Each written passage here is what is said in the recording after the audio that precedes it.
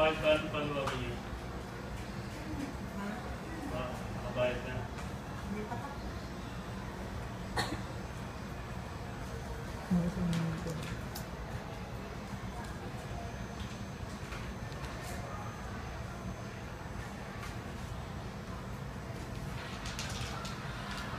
Nakakompleto ba sa Friday yan? Hindi pa nga. Ha? Hindi pa. Sabi mo Friday? Ba? Ayaw Friday nga. Sabi ko ba yung kompleto na ngayon at hindi pa.